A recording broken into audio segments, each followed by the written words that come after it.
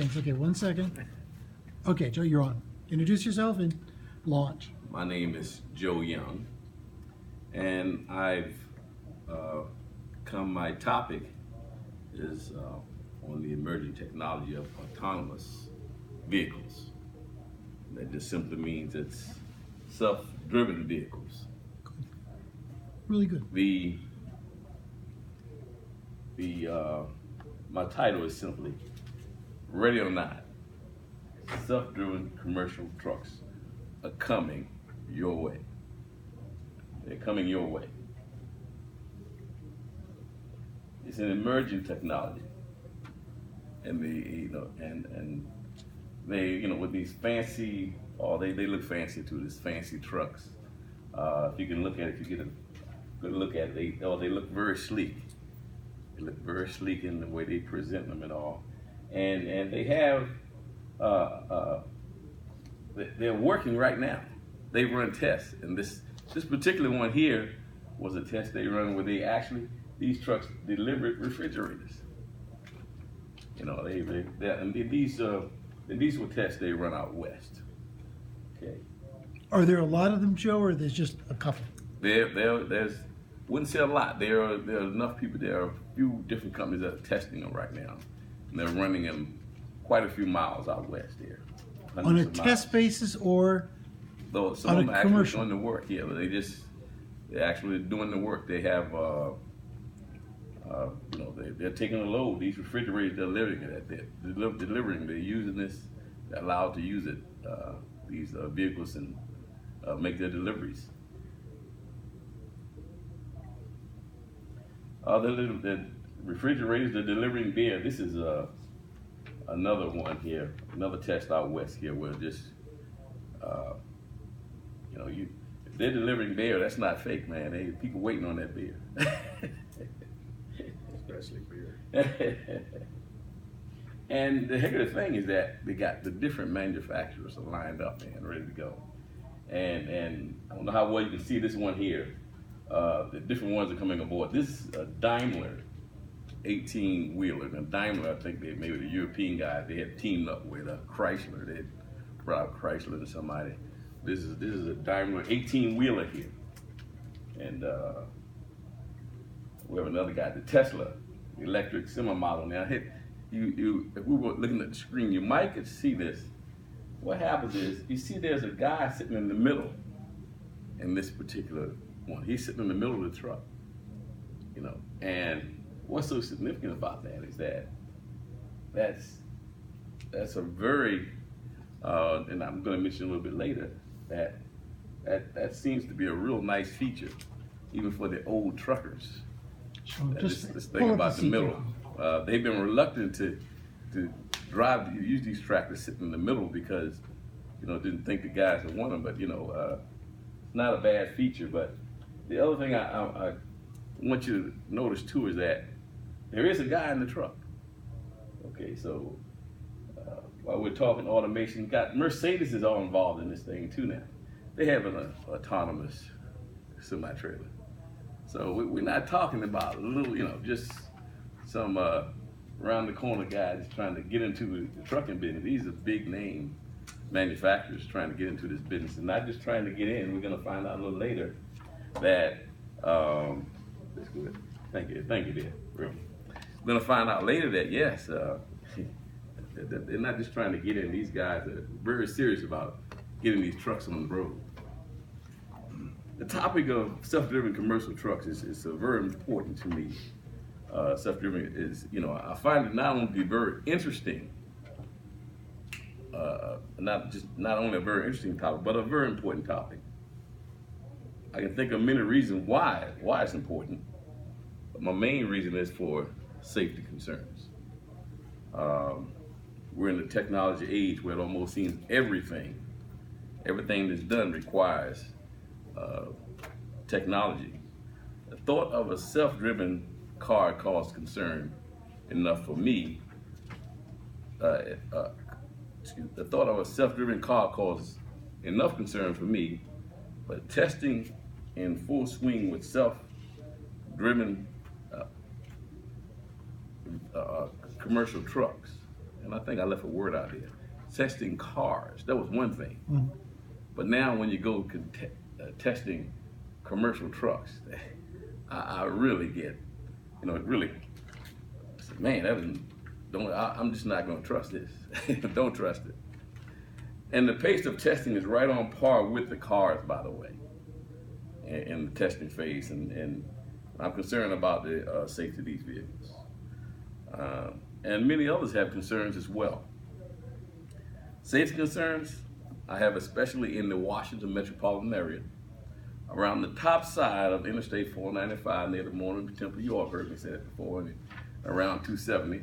However, as I research, it appears whether or not you're ready, these vehicles will be on the road soon. A test was run locally early in the year. I don't know if you all heard it or not.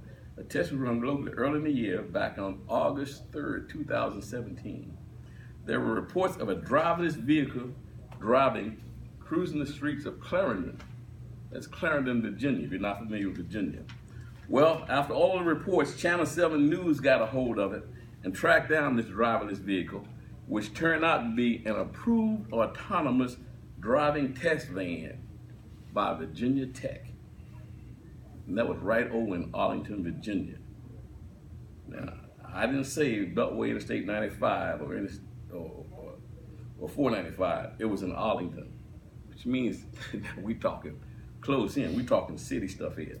And according to reports from further inspection, they found the driver disguised as a seat in this vehicle. But it looked so much like it was no one there. They were really just trying to get a test here to see how the people are going to react. Caused a lot of reaction too.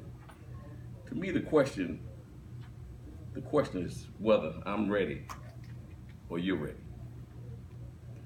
On Tuesday, November 21st, I was privileged to visit a very nice gentleman at the American Trucking Association named Michael Camisa. He's the Vice President of Safety Policy, Connectivity, and Technology. He's quite familiar with the subject. One of the first questions I asked him was, what are the real safety concerns you all have, especially as it concerns this area? And I guess I shouldn't have been surprised. Mr. Camisa expressed that the safety is getting better. He suggests that there will be a driver behind the wheel in case there is a problem. And let me go into that a little bit. You see, there are some, in the research, there are some folks who are saying, hey, we want driverless trucks. Nobody behind them, just the truck. Well, Mr. Camisa said, well, you can't have just the truck. Who's gonna check the load? Who's gonna check the load? Who can tell? I mean, there's some things that need to be checked off. Yeah. So they need a driver there. And also, a couple other points he made was that that driver, in case something go wrong, yes, he will be there to take over this vehicle. So there'll be backup. Yes. There'll be human backup. Yes. Joe, let me sort of jump in here a little bit. By the way, this is a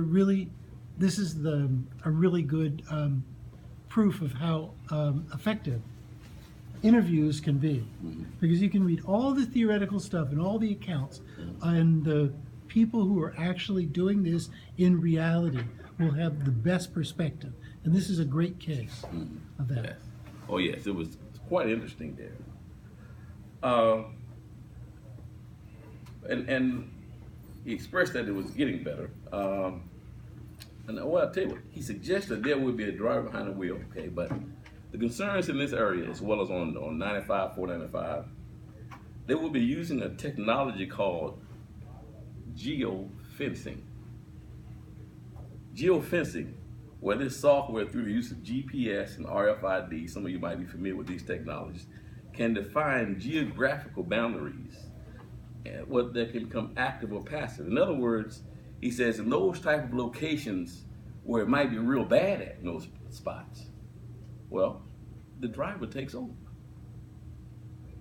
And when you get in the area then where the truck can roll smoothly, just going down the highway again. So that's kind of where they're thinking at with this thing, you know. So I thought that was quite interesting, geofencing. And I've studied RFID, and we know what the GPS is, where, you know, it's all done by satellite and all. In question to Mr. Misa, and I brought up some of the concerns in here, such as the chance of seeing the idea of new construction where there will be autonomous vehicle lanes only. And to this, he says, it's been talked about, but unlikely. He states that it's not impossible, but the goal is for these vehicles to operate better than humans. And so, man, they, you know, putting a lot of faith in the technology, but that's what they're saying there. Another question to him was, is there any legislation that opposes these autonomous vehicles, particularly in this area? And to this, he referred me to the Senate Hearing Committee report. See, he knew.